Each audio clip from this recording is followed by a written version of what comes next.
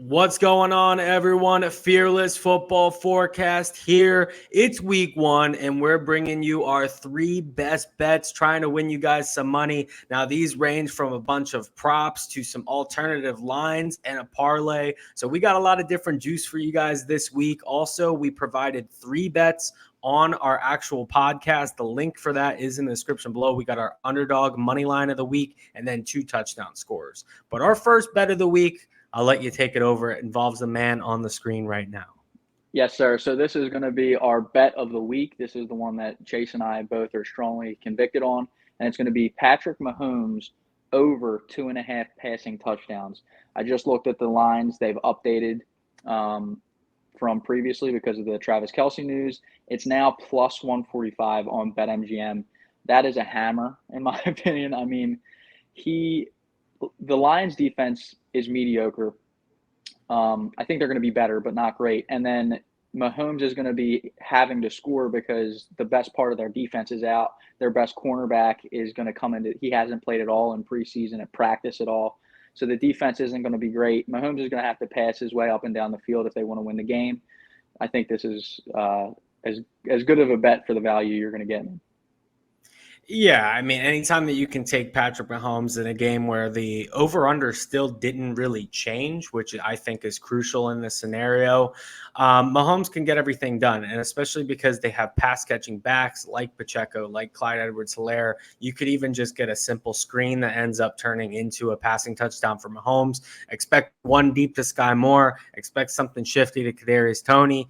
Either way, we're taking it to the bank. We both expect the Chiefs to score over 30 points in this game this week as well. And the only way that they're going to get there is if Mahomes has over 2.5 passing touchdowns. I originally bet it at plus 100. So I'm kind of feeling like the idiot right now because it's better odds, but all that means is I'm double dipping. The next bet that we have is actually a parlay. I'll explain it in a second. The first leg of the parlay is the Jacksonville Jaguars. Now, this one's the no-brainer. This one's the minus 200. This is my personal bet of the week. The Jacksonville Jaguars are a fantastic team. The only reason that you're getting this type of odds on the Jaguars at minus 200 is because it's week one, and week one, anything can happen. But last time that they played and Trevor Lawrence was catching fire, the Jags won 26-11.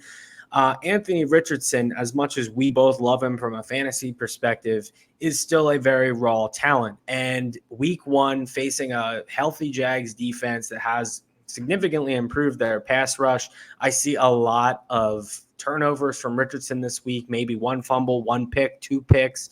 We'll see. I love the Jags in DFS this week, but the first leg is the Jaguars. Second leg, we're just going based on pure statistics here with the Dallas Cowboys, as Dak Prescott has a 10-1 record against the Giants, which is absolutely insane. So it shows that you really don't need to worry about that home field advantage at MetLife.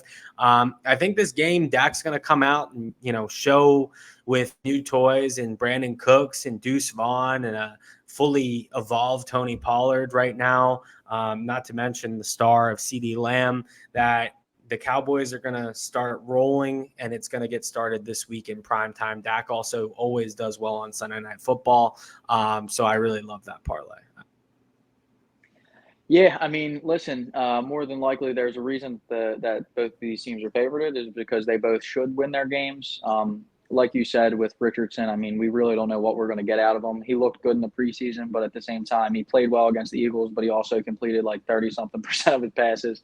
For me, week one, I try and stay away from money lines and spreads as best as I can, unless I'm like, oh, wow, which it seems you did here.